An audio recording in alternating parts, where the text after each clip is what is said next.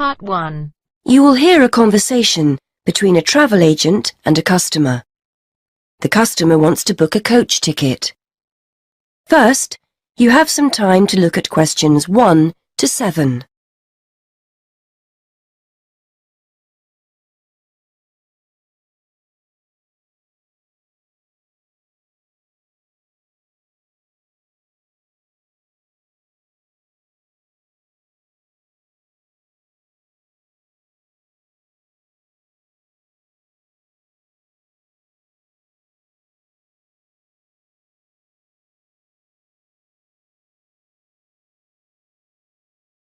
Good morning. I'd like to book a coach to London. I was hoping you had something available this Saturday afternoon. Good morning, sir. Take a seat and I'll just check for you. Yes, we still have several free seats for Saturday. Where will you be leaving from? There are 3 pickup points in town: Main Street, Centenary Square, or the Central Bus Station.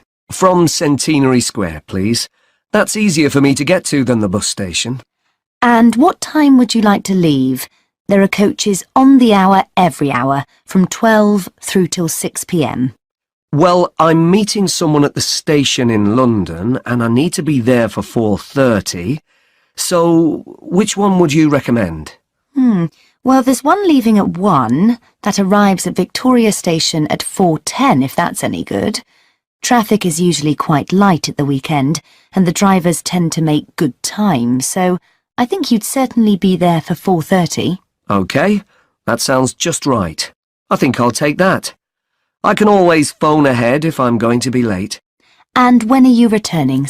Actually, I'm not sure when I'll be coming back, so I won't book a return ticket, just one way. I can always book you an open return if you'd like.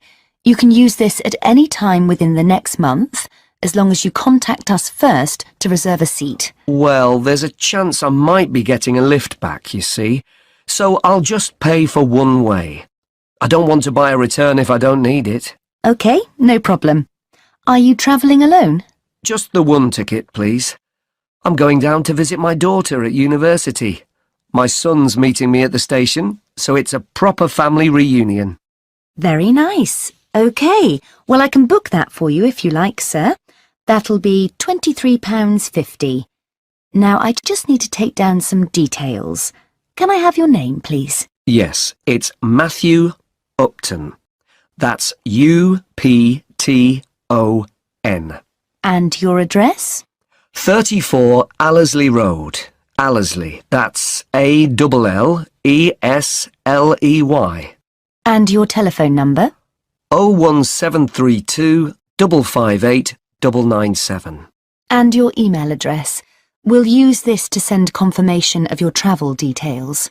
matt257@yahoo.co.uk. OK, thanks. Before you hear the rest of the conversation, you have some time to look at questions 8 to 10.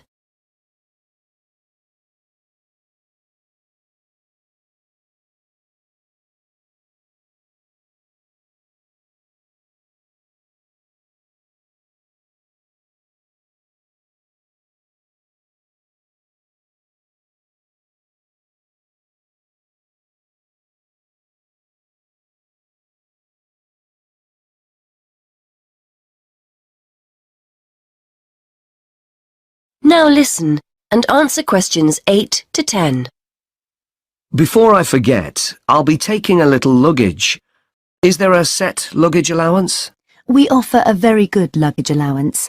You can take 2 suitcases as long as they're no more than 20 kilos each. That's 40 kilos in total, and 1 small item of hand luggage on the coach.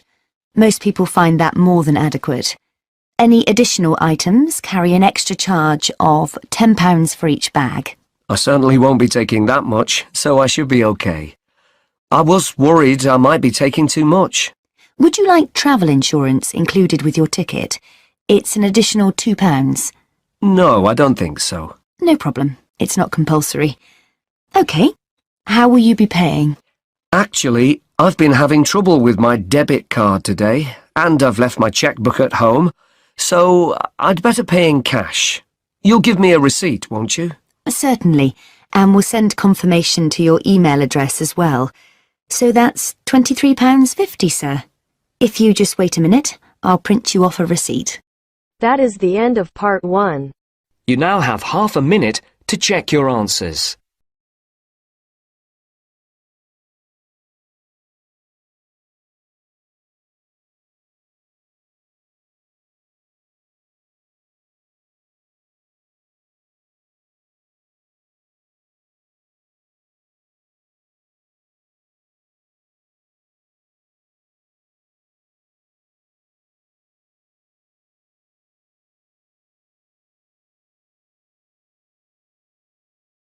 Now turns to part 2. Cut 2. You will hear a presenter on a radio show. The presenter is talking to the manager of a local library. First, you have some time to look at questions 11 to 16.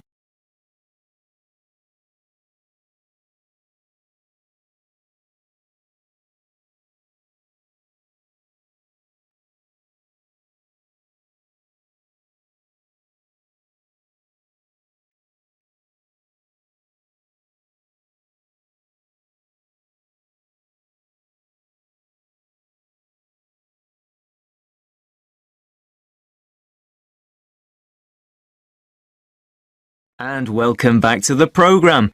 Today I'm talking with Mary Littlejohn from Mere Green Library. As you'll all know, we've sadly been without our local library for the past 3 months. But the good news is that it's about to open again. Great news, Mary. It certainly is, Jonathan.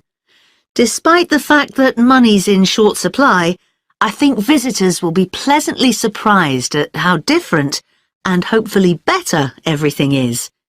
Fortunately, we didn't need to replace the roof as we'd originally feared. It just needed repairing, so we were left with more money than we expected. We've been able to replace all that old wooden shelving with a more modern style. The computers have been moved to a new designated IT room, and on the subject of technology, visitors can now order and return books and CDs on their own with our new automated system, so no more queuing to be served. Sadly, money ran out before we had the chance to decorate the meeting room, but we're hoping to complete that next year. Oh, and the children's section now has some colourful new tables and chairs as well. That all sounds fantastic. So are you having a big reopening party? Well, the doors open on the 28th August and we'll be serving tea, coffee and sandwiches at 12:30. Then we get down to business in September. The local History Society will be meeting on the first Monday of each month at 7:30 as usual, and we'll be starting our Wednesday lunchtime book club at 1 o'clock. Both of those events are in the meeting room. The computer club won't be running in September as we still need to complete work in the IT suite, but this will certainly be returning in October. And we're especially looking forward to welcoming a local writer, Sally Wainwright, to a new event on the 22nd of September. This will be the first of a series of events we're calling Ask the Author. Visitors will be able to hear authors read from their latest works, ask questions, and even buy a copy of their book to take home. Before you hear more of the radio show, you have some time to look at questions 17 to 20.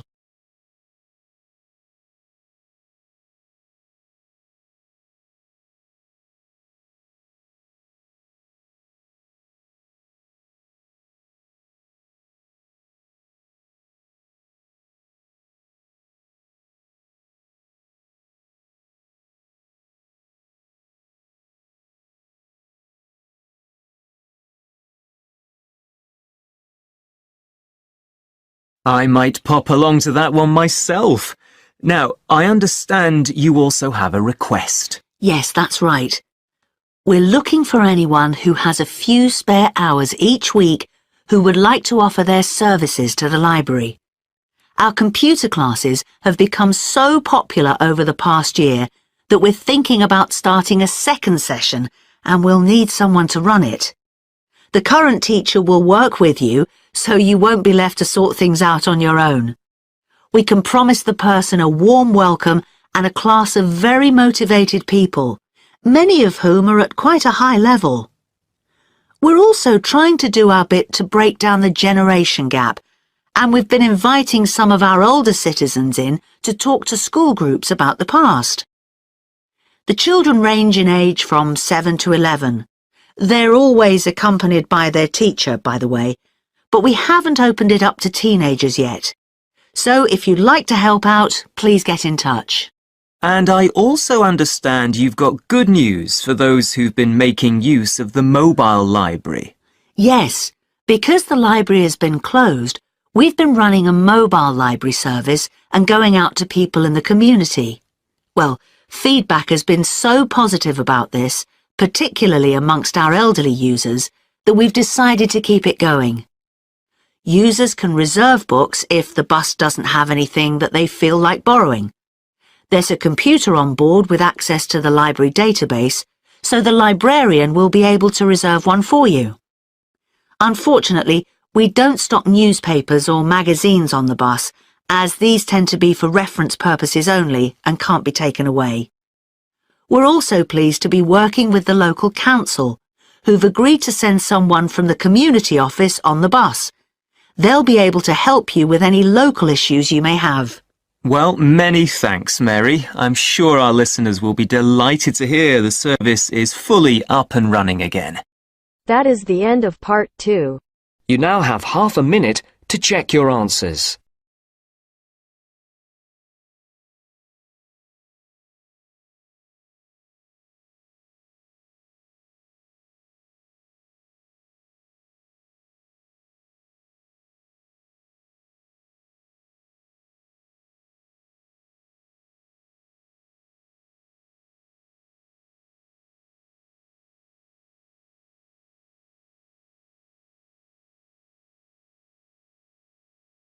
Now turns to part 3. Part 3. You will hear a conversation between a university tutor and a student about a jobs fair. First, you have some time to look at questions 21 to 27.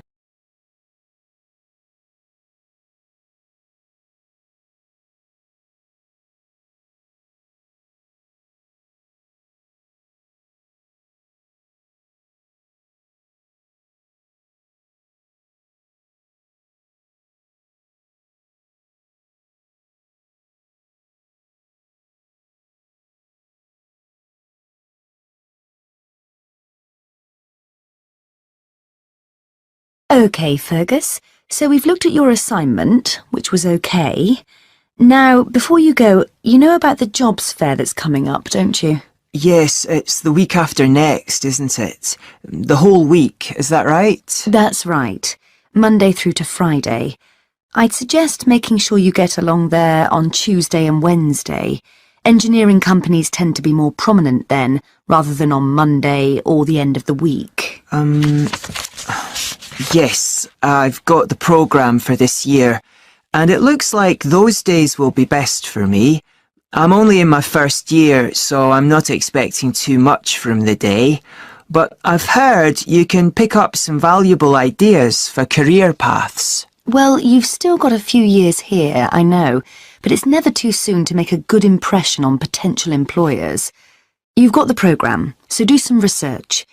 Have a look at company websites so you've got the basis for a good conversation with the people on the stands.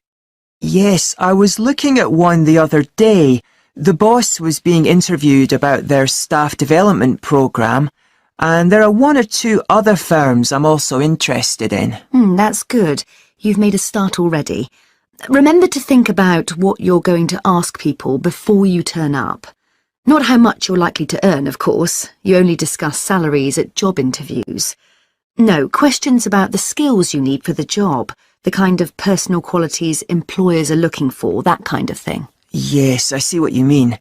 It's best to go prepared and make the most of the opportunities. And I'm sure you don't need telling that it's a good idea to dress correctly for the event. You need to give off a professional air. Well, I won't be buying anything special for the occasion, that's for sure. I've got a suit and tie at my parents', but I don't have time to collect it. I'll make an effort, though. A nice pair of trousers and a jacket. Nothing too formal. I'm sure you'll look the part. By the way, you'll often find companies have more than one representative.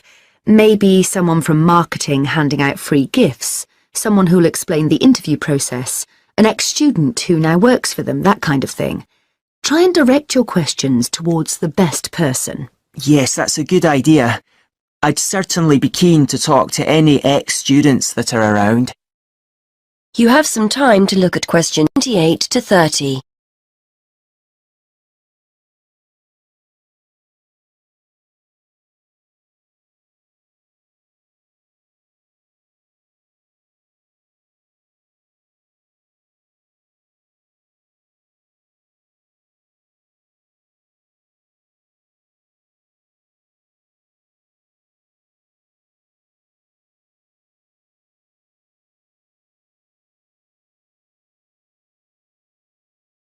I'm sure you'll find the whole thing really useful.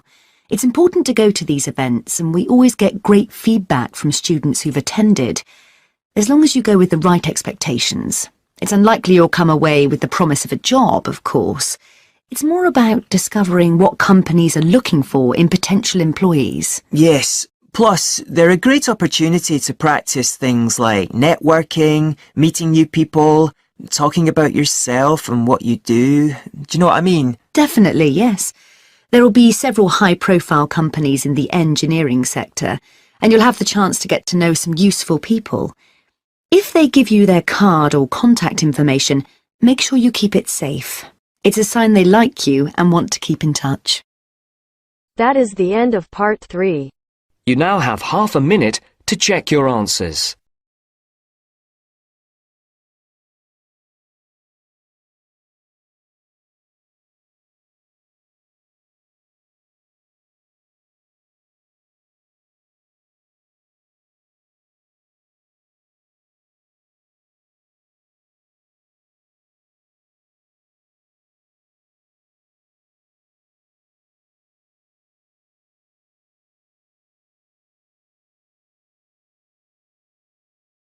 Now turns to part 4. Part 4. You are going to hear a lecturer giving a talk on archaeology. First, you have some time to look at questions 31 to 33.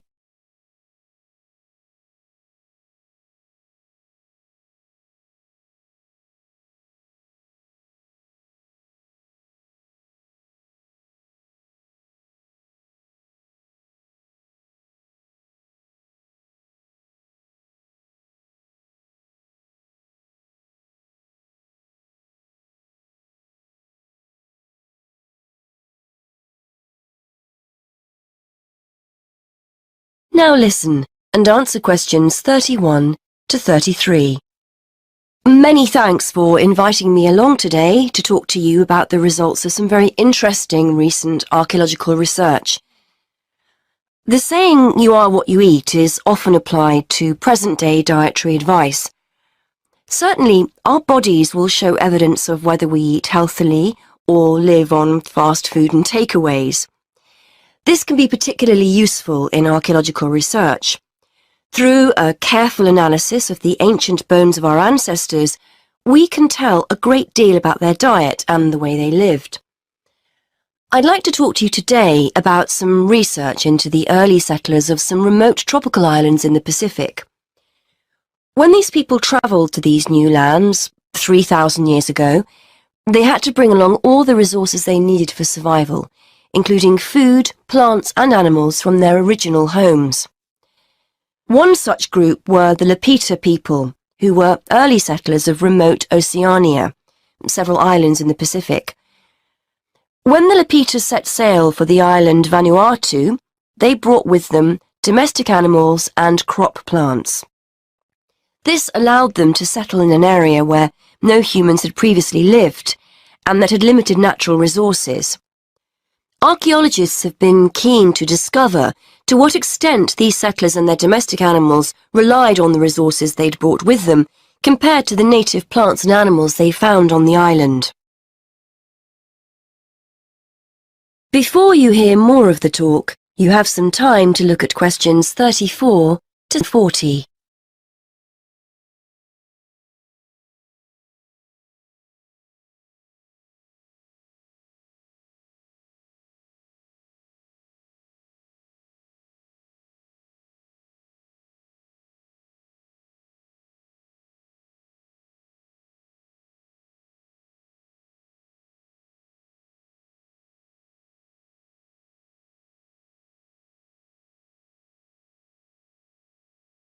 In order to try and understand the diet and lives of the Lapita people, archaeologists analysed the chemical composition of the bones of 50 adults excavated from the Lapita cemetery on Efate Island, Vanuatu. Depending on what we eat, we consume varying amounts of carbon, nitrogen and sulfur. As these chemical elements are ultimately deposited in our bones, the amounts or ratios of each one can provide a sort of dietary signature. For instance, plants incorporate nitrogen into their tissues, and as animals eat plants and other animals, nitrogen builds up in their own system. The presence of different ratios of chemical elements may show whether a human or an animal ate plants, animals, or both. Carbon and sulfur ratios offer another clue to diet. Carbon ratios, for example, differ between land and water organisms, as do sulfur ratios, the values of which are much higher in aquatic organisms compared to land-based organisms. As well as examining the settlers' bones, scientists carried out a comprehensive analysis of the chemical elements found in the settlers' likely food sources. This included modern and ancient plants and animals. They found that early Lapita inhabitants of Vanuatu may have searched for food rather than relying entirely on food they'd grown themselves during the early stages of colonization. In the longer term, they probably did grow and consume food from the resources they'd brought with them, but early on, they appear to have relied as much on a mixture of fish, marine turtles and fruit bats, as well as their own domestic land animals. The archaeologists believe that this analysis of diet may also provide clues to the culture of the settlers. For one thing, males had much higher nitrogen levels compared to females, which indicates greater access to meat. This difference in food consumption may support the hypothesis that Lapita societies were ranked in some way, or it may suggest dietary differences associated with the work people were involved in. Additionally, the archaeologists analysed ancient pig and chicken bones and found that carbon levels in the settlers' domestic animals indicated that they were eating a diet mainly of plants. However, their nitrogen levels indicate that they may also have roamed freely, eating food such as insects. This would have allowed the Lapita people to keep food resources that were in short supply for themselves, rather than feeding them to their domestic animals. That is the end of part 4. You now have half a minute to check your answers.